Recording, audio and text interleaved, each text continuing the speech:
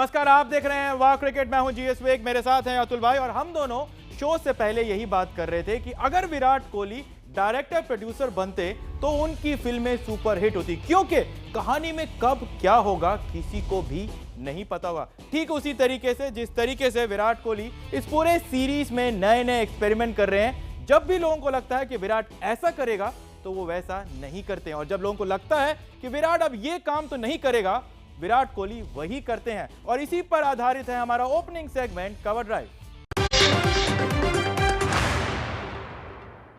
England के खिलाफ final fight में विराट कोहली सेम टीम के साथ खेलेंगे या फिर बड़े मैच में भी टीम में चेंज करेंगे? ये बड़ा सवाल इसलिए है क्योंकि पूरी टी20 सीरीज में विराट कोहली ने ऐसे कई फैसले दिए हैं जिसकी किसी को उम्मीद नहीं थी। टी20 के बेस्ट बैट्समैन रोहित शर्मा को पहले 2 मैच में विराट ने रेस्ट करवा दिया। खराब फॉर्म के बावजूद राहुल को हर मैच में खिलाया और कहा वो हमारे चैंपियन खिलाड़ी हैं।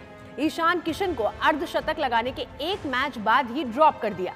सूर्य कुमार यादव की डेब्यू पर बैटिंग नहीं आई, अगले मैच में आराम दिया। चौथे टी20 में सूर्य कुमार को फिर से टीम में लाए जिन्होंने जीत दिलाई। चहल को चौथे टी20 में बाहर किया और राहुल को मौका दिया। इतना ही नहीं, विराट ने कई साल बाद अपने बैटिंग का नंबर भी 3 से बदलकर 4 कर दिया।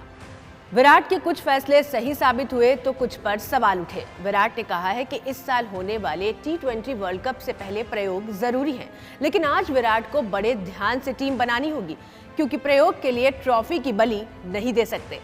अतुल भाई, आपने रिपोर्ट देखा और मुझे नहीं समझ में आ रहा है कि विराट कोहली अक्षय कुमार क्यों बनते जा रहे हैं, क्योंकि जो वो नहीं कहते हैं वो डेफिनेटली करते हैं। देखिए, वो उनकी नेचर है मुझे लगता है, पर ये जिस तरह से पैटर्न इस सीरीज का चला है बड़ा अनप्रेडिक्टेबल रहा है। पहला टेस्ट मैच हार गए अगेंस्ट द ग्रेन, जीत के आए थे हम ऑस्ट्रेलिया से, उसके बाद लगा कि ये क्या हो गया, उसका बाउंस बैक किया किस तरह से। ऐसी ही टी20 सीरीज भी शुरू हुई तो हमेशा थोड़ा प्रेशर में रही है। पहले हारने के बाद बराबरी की, फिर हार गए, सीरीज हारने का डर था, अब बराबरी पे आ गए, अब बड़ा प्रेशर है। मुझे लगता है ये एक तरह से कर्टन रेजर है वर्ल्ड कप का। इंग्लैंड और इंडिया बेस्ट टीम्स हैं। जो हम एक्सपेरिमेंट की बात कर रहे हैं अतुल भाई, टीम 11 जो है आज का क्या होगा?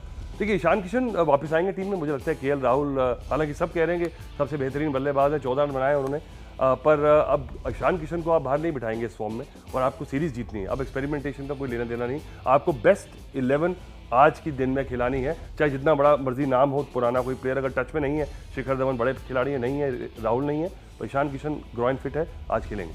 चलिए, ईशान किशन खेलेंगे या नहीं ये सबसे बड़ा सवाल है, और ये सवाल का जवाब विराट कोहली ही दे सकते हैं। वैसे इस पूरे सीरीज में एक और पैटर्न है जो ब्रेक किया है टीम इंडिया ने, विराट की लीड की हुई टीम इंडिया ने, और वो क्या है और किस वजह से हम ये कह रहे हैं कि इस पैटर्न के तोड़ने से टीम इंडिया का अपर हैंड है इस सीरीज के फिनाले में। देखिए हमारा अगला सेगमेंट, पावर प्ले। आज टीम इंडिया और इंग्लैंड के बीच टी20 सीरीज का सबसे बड़ा मुकाबला है, और पिछली बार टीम इंडिया ने जिस अंदाज में वापसी की है उसके बाद टीम इंग्लैंड भी सोच में पड़ गई होगी कि आखिर टीम इंडिया की सांधे को रोका कैसे जाए। टीम इंडिया की टीम चौथे टी20 में टॉस हारी और उससे पहली बैटिंग मिली तो एक्सपर्ट्स ने कहा मैच गया हाथ से, क्योंकि सीरीज के पहले 3 मैच में पहले बैटिंग करने वाली टीम हारी थी। लेकिन टीम इंडिया ने दिखा दिया कि टॉस ही सब कुछ नहीं होता। इंग्लैंड के गेंदबाजों ने टीम इंडिया के बड़े बल्लेबाजों को सस्ते में आउट कर दिया। इंडिया की गेंदबाजी आई तो मैदान पर ड्यू भी साथ लाई। लगा बना बनाया मैच हाथ से निकल गया, क्योंकि ड्यू की वजह से बॉल आसानी से बल्ले पर आती है, लेकिन गेंदबाजों ने गीली गेंद से भी लाइन लेंथ को ट्रैक से हिलने नहीं दिया। स्लोअर 1 डालकर ब्रेक भी लगाई और विकेट लेकर जीत भी दिलाई। तो विराट की टीम ये सोच करके आई थी कि परिस्थितियां कैसी भी हो, जीत कर ही वापस आना है, और हुआ भी ऐसा ही। टीम ने सीरीज 2-2 पर बराबर की और अब इसी सोच के साथ इस फाइनल को भी जीतना है। अतुल भाई, ये रिपोर्ट आपने देखा, सबसे बड़ा फैक्टर था इस पूरे सीरीज में ड्यू, और ड्यू को हमारे गेंदबाजों ने काबू में किया। टॉस एक बड़ा फैक्टर था, उसको भी न्यूट्रलाइज किया टीम इंडिया ने। ये कितना बड़ा प्लस पॉइंट है जब आप सीरीज फिनाले में जा रहे हो? देखिए, मुझे लगता नहीं कि दोनों तरफ से हमने अच्छा किया, क्योंकि वॉशिंगटन सुंदर ड्यू आते ही 50 रन खा लिए उन्होंने, तो ड्यू फैक्टर, क्योंकि आपका स्पिन सेंट्रिक अटैक है, प्रॉब्लम आएगी। पर ड्यू पहले मैचेस में नहीं आई, पिछले मैच में आई, और आज मुझे लगता है क्योंकि डे का टेम्परेचर बढ़ गया है तो ड्यू आएगी, इसलिए टॉस बहुत ज़रूरी हो जाता है। मुझे लगता है कि डिसाइडर में टॉस का फैक्टर, दोनों ही कप्तानों के ऊपर प्रेशर रहेगा उनको। तो आपको अभी भी लगता है कि जो टॉस जीतेगा वो फील्डिंग ही करेगा? बिल्कुल, क्योंकि बैटिंग बाद में आसान होती है। पिछले मैच में बड़ी मुश्किल से बचाया इंडियन टीम ने, अच्छा क्योंकि काफ़ी अच्छा स्कोर था, पर क्योंकि ड्यू आ गई थी, अगर उनके विकेट्स ना गिरते पहले तो ये मैच निकल गया था। प्रेशर पे तो दोनों ही कप्तान होंगे ही, क्योंकि सीरीज जो है बैलेंस पे है और सीरीज स्टेक पे है। लेकिन सीरीज के साथ साथ एक बहुत बड़ा रिकॉर्ड भी स्टेक पे है। जी हां, ये वो आंकड़े हैं जो बताते हैं कि टीम इंडिया घर पर बब्बर शेर है। और क्यों ये रिकॉर्ड बहुत अच्छा है टीम इंडिया के लिए और इस साल होने वाले T20 के वर्ल्ड कप के लिए कितना बेहद जरूरी है ये रिकॉर्ड को बरकरार रखना, देखिए हमारे अगले सेगमेंट डीप पॉइंट पे। भारत के पास लगातार छठा और इंग्लैंड के पास लगातार तीसरा मौका है T20 सीरीज जीतकर अपने नाम करने का। वहीं अगर बात करें भारत की, तो भारत नवंबर 2019 से लगातार T20 सीरीज को जीतता आया है।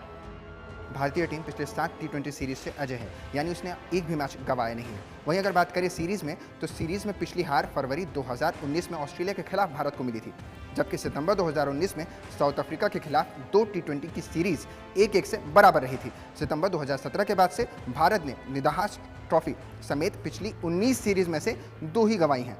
इंग्लैंड की बात की जाए तो इस दौरान वो सिर्फ एक ही सीरीज हारी है। उसे आखिरी बार जुलाई 2018 में भारत ने ही T20 सीरीज में हराया था।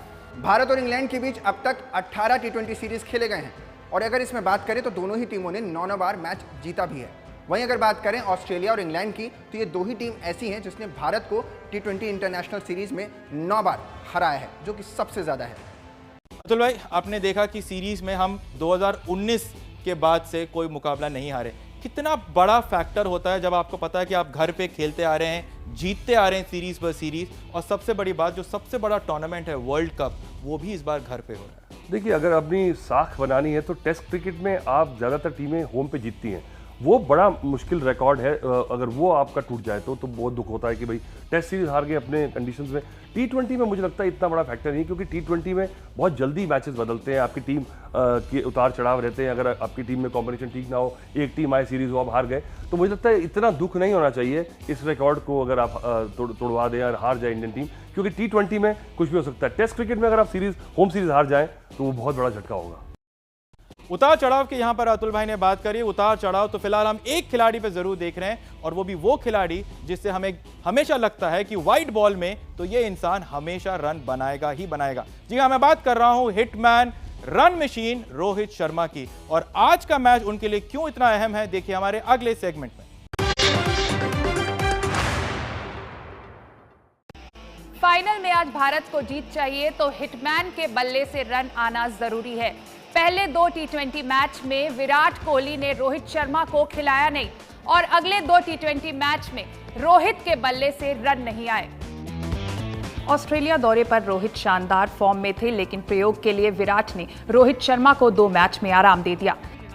नतीजा, तीसरा T20 में रोहित ने 15 रन बनाए तो चौथे T20 में उनके बल्ले से सिर्फ 12 रन निकले। परेशानी इसलिए बड़ी है क्योंकि राहुल का बल्ला भी इनसे रूठा हुआ है। सीरीज के 4 2020 में राहुल ने सिर्फ 15 रन बनाए हैं। 2 मैच में वो 0 पर आउट हुए हैं। इसके अलावा अपने पहले मैच में अर्धशतक लगाने वाले ईशान किशन के अगले मैच में रन नहीं बने। उस मैच में उन्हें नंबर 3 पर खिलाया था।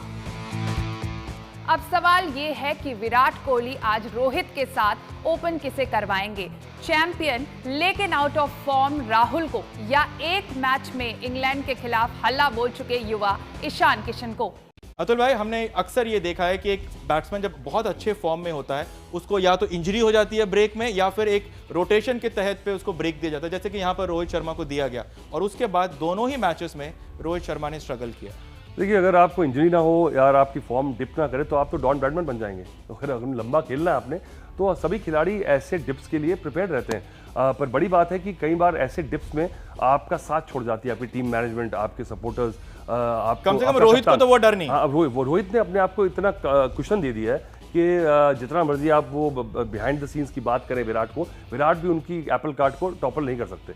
तो इसलिए मुझे लगता है कि बस ये है कि इंतजार आ जाए। पता है कि अगर ये खिलाड़ी चल पड़ा, और विराट को भी ये एक नीड है कि रोहित शर्मा को रन बनाएगा तो वो टीम जीतेगी, और टीम जीतेगी तो विराट का नाम होगा। तो आई थिंक ये म्यूचुअल सोसाइटी चलती रहनी चाहिए, ये टीम स्पोर्ट है। एक और बड़ा डिसाइडिंग फैक्टर है इस पूरी सीरीज में, और वो ये है कि आप किस तरीके से बैट और बॉल के साथ शुरुआत करते हो इस मुकाबले की। हम आपको अब एक ऐसा ग्राफिक दिखाएंगे जिससे साफ नजर आ जाएगा कि किस तरीके की शुरुआत आप बल्ले के साथ टीम करते हैं उससे काफी फर्क पड़ता है। पहले टी20 में भारत का पावर प्ले में 22 रन 3 विकेट खो चुके थे, इंग्लैंड ने 50 रन बना दिए बिना कोई विकेट के। दूसरे टी20 में 50 रन बनाया था भारत ने सिर्फ 1 विकेट के नुकसान पर, इंग्लैंड ने सिर्फ 44 रन बनाए थे। नतीजा यह हुआ कि भारत वो मुकाबला जीता। और ठीक वैसे ही चौथे टी20 में 45 रन बनाए भारत ने 1 विकेट के नुकसान पर, 48 रन इंग्लैंड ने बनाए। शुरुआत बेहद अच्छी थी, लेकिन उसके बाद टीम इंडिया के गेंदबाजों ने वो मैच पकड़ा। वरना ये पूरे पैटर्न में अगर आप देखें तो पहले 3 टी20 अतुल भाई उन्हीं लोगों ने जीता है जिन्होंने पावर प्ले में बैट के साथ डोमिनेट किया। देखिए बिल्कुल ये आंकड़े आप सही कह रहे हैं, जो टी20 की हिस्ट्री उठा के देख लें और 4-5 साल जब आईपीएल हो गया तब पता लगा कि अगर हम देख लें कि अगर आपने 12वें ओवर तक अगर आपने 100 नहीं बनाए तो आप ज़्यादातर मैचेस हारेंगे। और अगर अपने पहले 6 ओवर्स में आपने 2 से ज़्यादा विकेट लूज कर दिए तो आप 80% मैचेस हारते हैं। तो ये एकदम से जो नंबर्स हैं आपको बताते हैं, तो आपको इनके अगेंस्ट प्लान करना है। पर वो बात ये भी लालच रहता है कि पहले 6 ओवर में मुझे मैक्सिमाइज करना है जो रिस्ट्रिक्शंस है, तो उसके लिए खिलाड़ी को बोला जाता है कि जो बॉल है उसको मारो। ये नहीं कि विकेट बचाओगे तो बाद में 20-25 रन का जो खामियाजा है वो कौन पूरा करेगा। कई बार आपके ऑलराउंडर्स नहीं लगा पाते। तो बड़ा एक बैलेंस गेम है, इसीलिए मजा है क्योंकि पता नहीं क्या होने वाला है। क्रिकेट में एनालिसिस की काफी ज्यादा जगह होती है, लेकिन कितना एनालिसिस करें कितना नहीं वो भी हम सबको देखना है। लेकिन इसी बीच अब क्रिकेट का भी एनालिसिस हो गया है, क्रिकेट का भी स्टडी हो गया है। जी हाँ, क्या कह रहा हूं मैं, अगर आपको समझ में नहीं आ रहा है तो आप हमारा देखिए अगला सेगमेंट फ्री है। ऑस्ट्रेलिया में अब क्रिकेट में एमबीए होगा। University of New South Wales cricket में एमबीए कराएगा। जून में शुरू हो रहे इस कोर्स में बीसीसीआई और आईपीएल के बारे में भी पढ़ाया जाएगा। क्रिकेट में एमबीए का यह दुनिया का पहला कोर्स होगा। इस कोर्स में बीसीसीआई कैसे दुनिया का सबसे शक्तिशाली बोर्ड बना, इस बारे में पढ़ाया जाएगा। एमबीए कोर्स में सबसे अमीर क्रिकेट लीग आईपीएल कैसे इतनी कामयाब रही, ये भी समझाया जाएगा। इस कोर्स में sports governance, marketing, fan engagement, media, sports law और इवेंट्स के बारे में भी सिखाया जाएगा। कोर्स की फीस के लिए मोटी जेब ढीली करनी होगी। फीस 1 लाख ऑस्ट्रेलियन डॉलर यानी करीब 56 लाख रुपए होगी। शुरुआत में 12 उम्मीदवारों को कोर्स के लिए शॉर्टलिस्ट किया गया है। ये कोर्स उन खिलाड़ियों के लिए डिजाइन किया गया है जो एडमिनिस्ट्रेशन में जाना चाहते हैं, ताकि वो सीरीज और मैच के दौरान इस कोर्स को पूरा कर सके। 3 साल के इस कोर्स में खिलाड़ी भारत आकर ये भी देखेंगे कि बीसीसीआई और आईपीएल कैसे काम करता है।